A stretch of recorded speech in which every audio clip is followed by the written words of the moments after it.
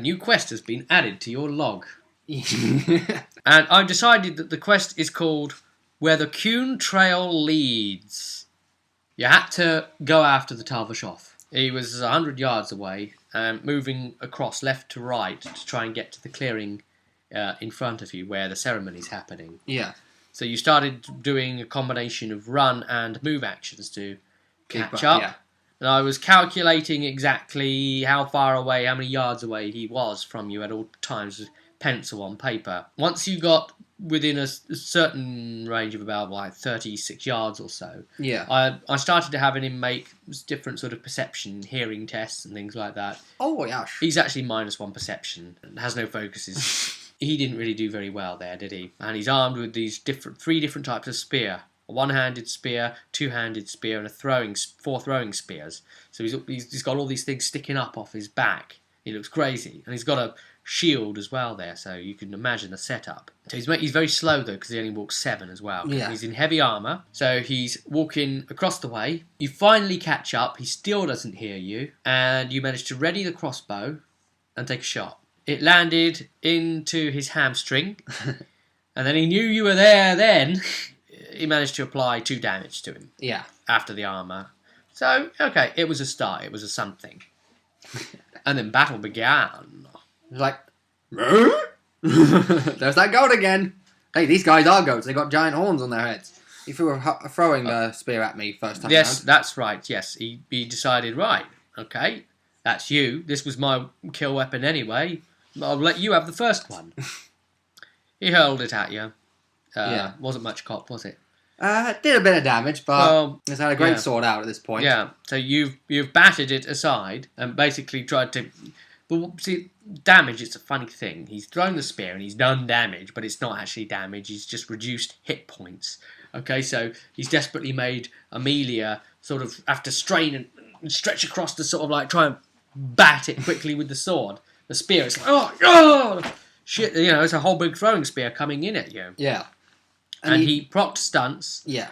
And he did a knock prone. So essentially the way this translated was, he's forced you to overswing because of the strength of it. It's struck you kind of, you've gone low. You've lost your balance a bit. You've fallen to a knee. Right. Yeah, he did a skirmish and put himself 2 yards towards Amelia so that he'd be in a better range to be able to engage soon. Yeah. And I prepped a charge. Yes. As well. Prepare is a very powerful thing. So this is the first of the weird things because you had to... No, wait, I got up and then prepared a charge, yes, you had to get up from prone. I can't aim and then do something else afterwards unless it's a melee or now, a ranged attack. When you get up from prone, you'd use a move action. You can use that move action to get up from prone or go prone or mount a horse or something. When you do it, you're at half movement afterwards. And what you were asking was, is it half movement for that minor action of getting up from prone, for example, or getting on the horse or whatever? Is it half movement for that? Or do they mean half movement if you try another move action afterwards? The way I first took it, the wording there, was that it would apply to anything after it, so that you'd do it, and it would take the whole of the turn just getting up, your minor action. Yeah. And then you'd have you could spend a minor action again moving, but that would be at half. Exactly. It's just the wording was what you were saying there is, by the wording, does it mean you could get up from prone with a move, but that's half, and then you've half of your movement, and then you've got a minor action left, and then do half of your movement then for that as well. Yeah. Which would give you more movement. And really, reading the rules of, to the letter there, we didn't quite see an answer, so I think we're going to have to consult the FAQ on this one. I think there's one that does exist, so we'll have a look into it and see if we can find an answer for that question in there. But, at the table, you can't stop and do all these things. You have to just flow with it, don't you? Yes. So we said, all right, well, whatever. We'll make a call here now. So at this point, I decided to prepare a charge after my move action to get up from prone. Now, prepare... this is another one we're not. Prepare is a minor action, right? So, in the minor action, you can't have done a major action that turn. So you choose a major action, and you state what it is, and then you end your turn. Mm-hmm. So a good way that I explained you could do prepare would be that you've readied bandages. I have bandages ready, I can has bandage. or whatever. Or no, you've already got them readied. Yeah. You've already got bandages readied. You've readied them, and then you're Or preparing the whatever. action to do. And then you're saying right, all right, prepare to Then- activate, heal. But the guy you're thinking of healing isn't with you yet. There's no one there to heal. Exactly. And then so you've prepared. Right, and then the way it would work is, let's just say he's taking a load of damage over here, and then you shout, "Quick, come to me," which is free because speech is free, and then he uses the rest of his turn to run to you. And then when he's in range, you heal him. Then you could heal him. See, I'd let that sort of thing happen because you've prepared the heal, and you let him come to you, and then you get to finish your turn off. See, so prepare could be good for things like that, but you've decided, right, I'm going to prepare charge, which would be a counter charge, wouldn't it? In this case. Assault. In this case, he gets in my charge range, I charge at him instead. But what we were saying was, what if he was already in your charge range and he elected to charge? Would you charge, and who would be the charge? I think because you interrupt your opponent's turn to do it, but he's already charging. Yeah. So you can't read his mind and say charge before he says You meet charge. in the middle and go, poof. I think that would be it. I think you'd both probably have to charge each other simultaneously, wouldn't you? I think you'd have to both charge each other simultaneously. Mm-hmm. I think I'd probably try and run it like that, where you both do an attack at the same time on each other. It would be like a real, like, two samurais going past each other moment. And then they stop on the other side. It's like, wait for one to fall. Yeah. The old final strike mode. But, by bad luck, it'd probably be both of them. So, yes, you charged him by surprise. Yeah. And then I procced a 3 on the dragon die, because I got a hit. Managed to do quite a bit of damage to him. And I decided that, right, I'm going to lightning attack with my 3 points, because lightning attack is a 3-point stunt point. And so I ended up doing a second attack roll to hit him, and I hit. This second attack doesn't proc dragon die stunt points anymore, by the way. And then I did some more damage. Basically, I charged in, swung the sword once, and then brought the great sword back down for a second attack. like. And all the while, he's taking damage, but it hit points. It's the protective bubble, if you will. Yeah. So he's straining himself with manoeuvres to try and stop you getting right in. He might be clanking against the metal of his armour a bit. Or him parrying away. But, you're pushing him to the defensive, and he's sweating and puffing hard, trying to stop you skewering him. I needed to do stuff like So this he's losing because hit points. Because doing this that. guy is heavier armour than me and has more health. Fatigue, isn't it, really? Yes. That's what these health really should be. It's fatigue. Now, I had to do stuff like doing extra damage some way or another because this guy's a hell of a lot more armour than me. 7 points of armour, guys. Yeah, I've only got 5. And we'd actually levelled him up to a level 2. Exactly, so he's got more health than me to top it off. Now, meanwhile, Talus has run forward into the camp, and she's shouting something at the Kunari to warn them that something's going on. So, anyway, back to your fight. He aimed at me, did his attack, procced several stunt points again, so he knocked me prone with a sweeping arc at my leg. Now, he'd hit the knee area. Around the back. And I was like, and flat on my back, like, you son of a bitch! Yeah, and there was also doing a bit of pierce armour because he's hitting precise locations, isn't he? Yeah. He likes knock prone, really. Decided it was his favoured stunt for this point in time. Yes. Now, I got back up, and then used my major action to attack him. Again, I procced more stunt points. This time procking a whole 6. So I decided to do what I did on Talus. Pierce armour, mighty blow, disarm. Now, the pierce armour was a good thing to do in this case, because it reduced him to 3 armour points. I did an additional set of damage with mighty blow, getting through even more. Unfortunately, this time around, I wasn't able to disarm him. No, it's an opposed attack roll against each other. Mm-hmm. Succeeds, you disarm him however many yards the weapon flies away, and it doesn't, so he kept it in his hands. Oh. So you're trying to get in underneath and turn it, and he instead flips the long spear Glaive round, thingamadig. glaive like with one glaive like end round to turn your weapon up. Yeah. Leaving me open for his attack, which was a precise attack with more dragon die He stepped points. back and then thrust forward, very Spartan-like. Yeah. You could say that my losing balance caused me to for hit point damage, at least anyway, to fall back out of the blade's reach just barely. I was like, yeah! Yeah. Barely just keeping my balance. Yeah, he just couldn't get on top of you, though, could he? No. At this point. This point, no. Then it went back round to me, and this time I wasn't able to proc anything, but I did get some conceivable damage through onto his little bubble. Yes, chipping away at that bubble.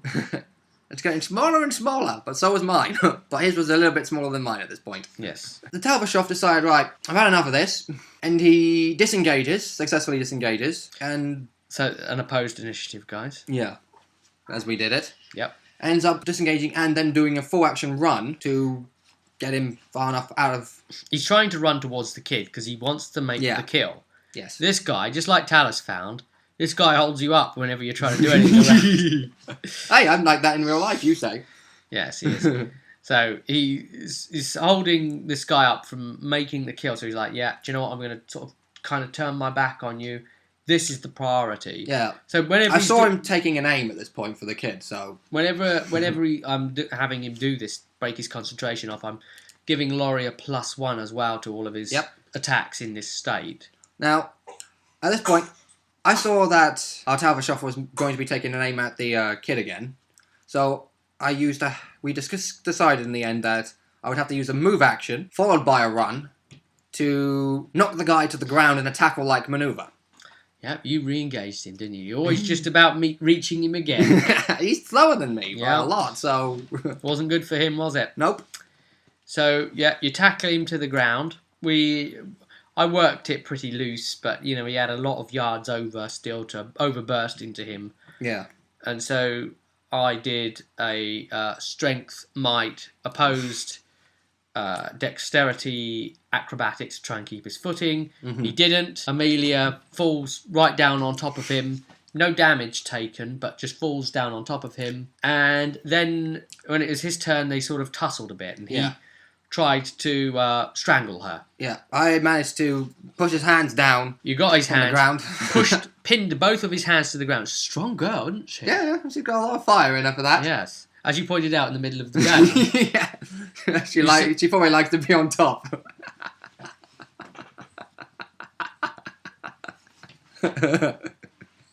You pinned him to the ground, two hands. Considering I had him pinned to the ground for about 3 rounds. That was crazy.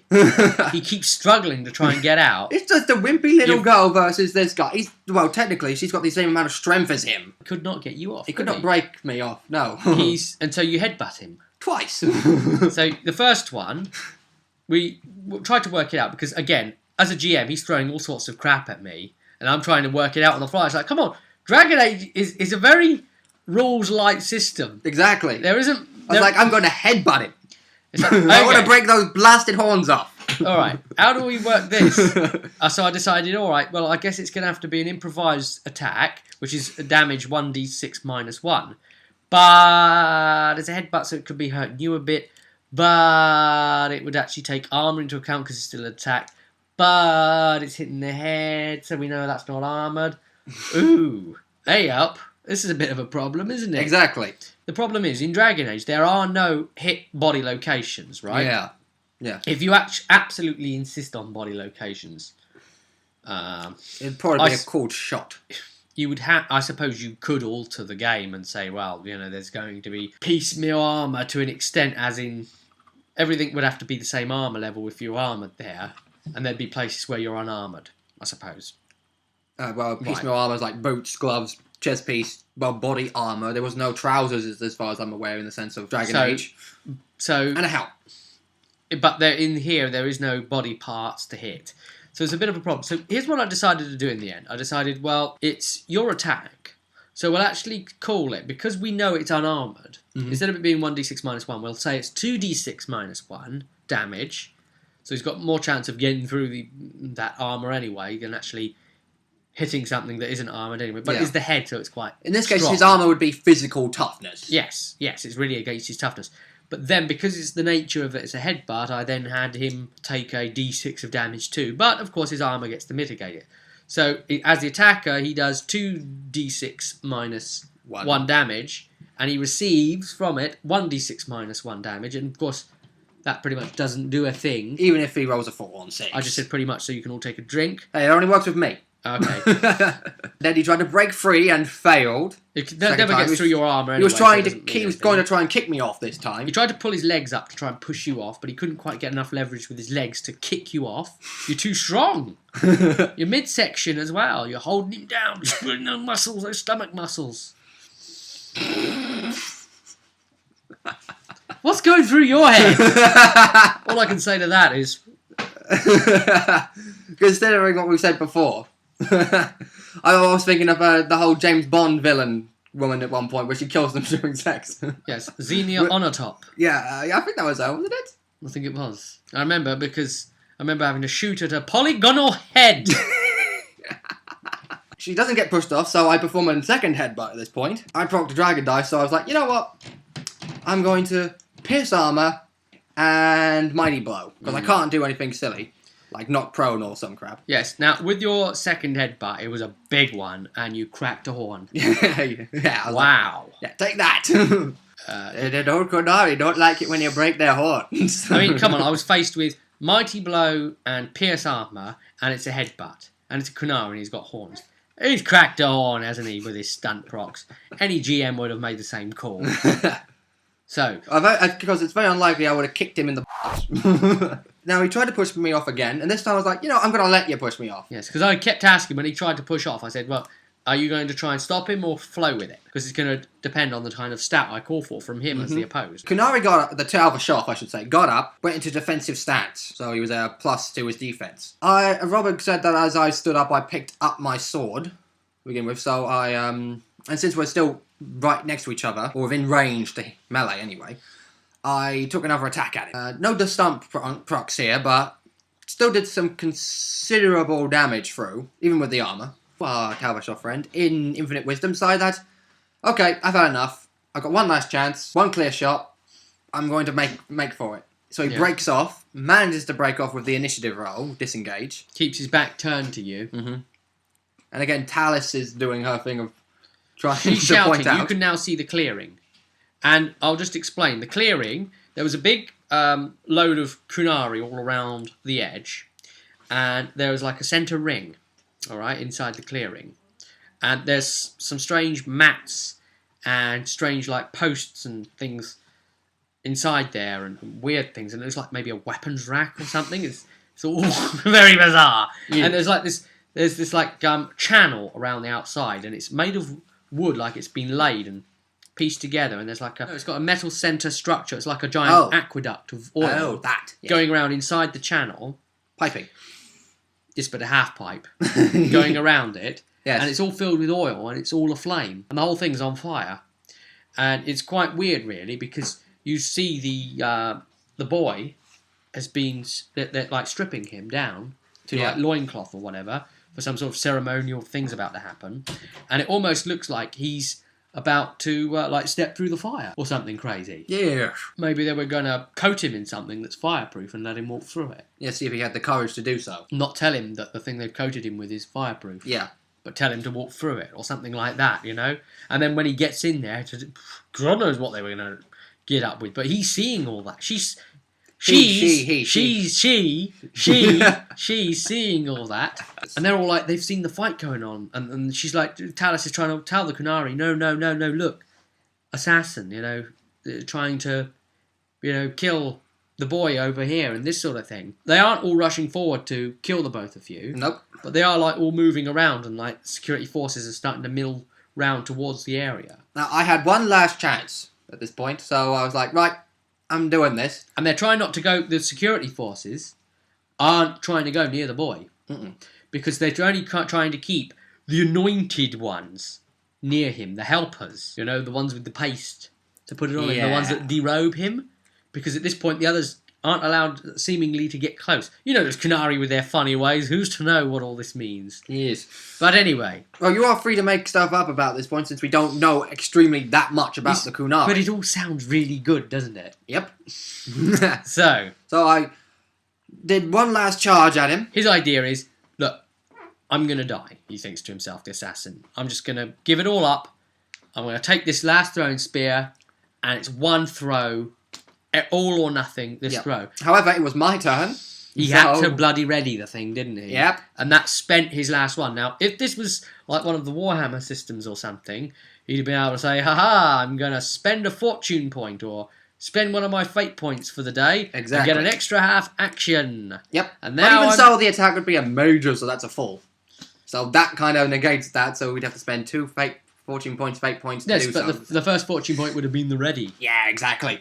And then he would have been able to do the bloody blue. Yes. Or whatever. So So I charged in. it's a lot more unforgiving, Dragon Age. Yes. No fate points either for saving your character's life. And I suppose, unlike D&D, where you've got a lot of powers and a lot of spells and a lot of of health. abilities and a lot of health and a lot of options, in Dragon Age you don't have a lot of anything. So it really is the player cunning of positioning and ideas that will win or lose you the battle. Yes. Now, I charged in with Lan Lasco. I procced a nice amount of points again. So I did the whole Pierce Armor, Mighty Blow, and since Rob had pointed out that at his point, the Tal-Vashoth was down to like the last bit of health that he could take. I did over like 20 damage, even with his 7 armor.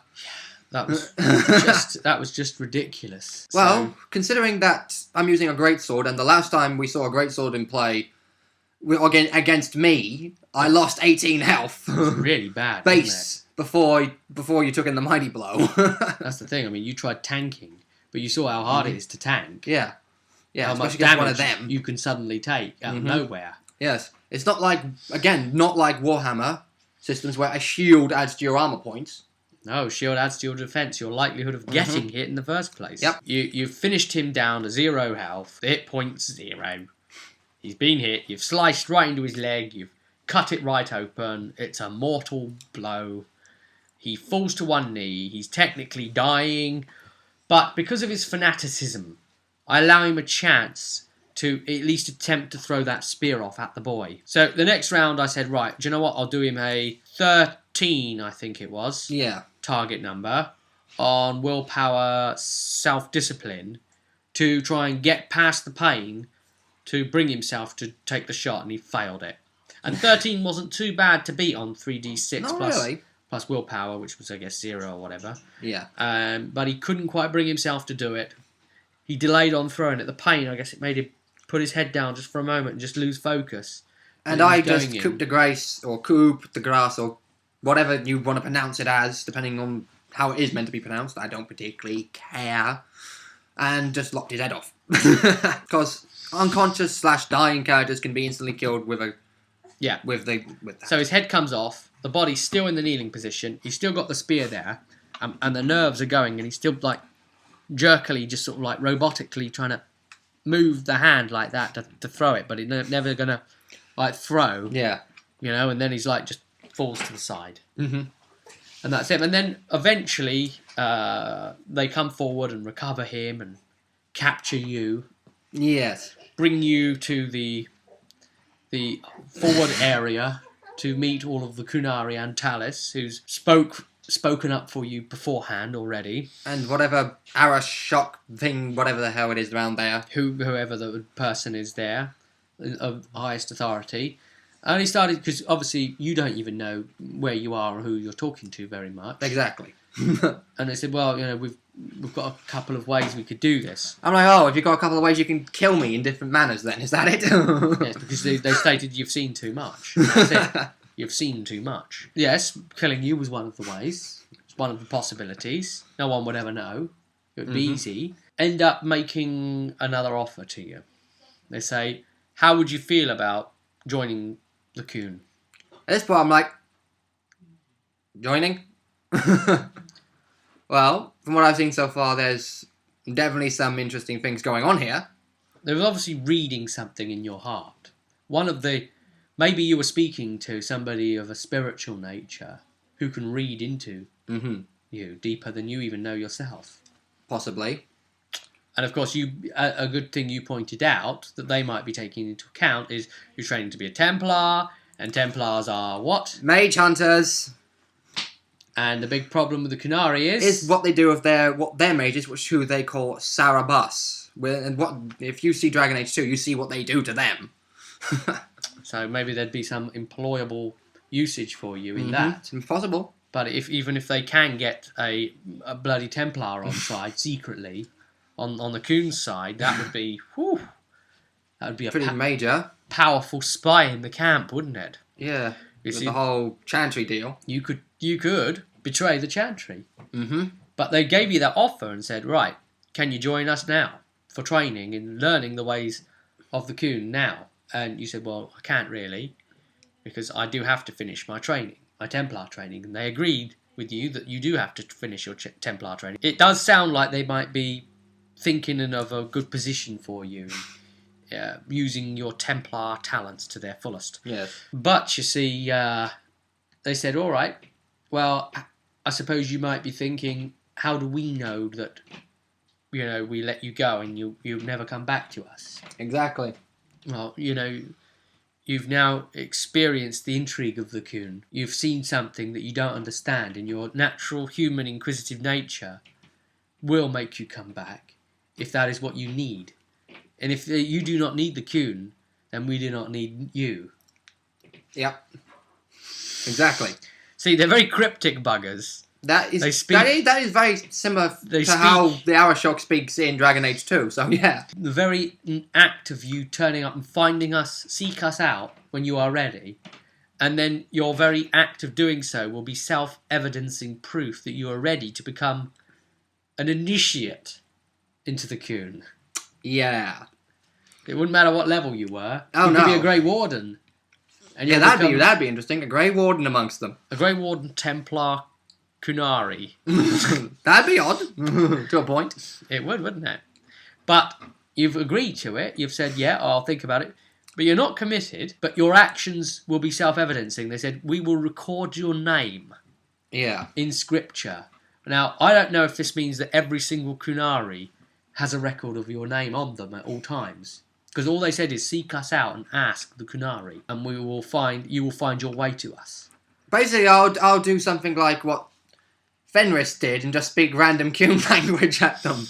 Because I didn't understand a word he said when he spoke up, if you have him in the party, when you meet the Arashok the first time. These prequels have really empowered you, haven't they? Oh, yeah. The roleplay of your character. Oh, yeah, there's the possibility of me becoming a member of a follower of the Coon and later down the line. You're coming in, you're starting the game with a wide history behind you. You've got a bunch of secrets that the rest of the characters won't know about.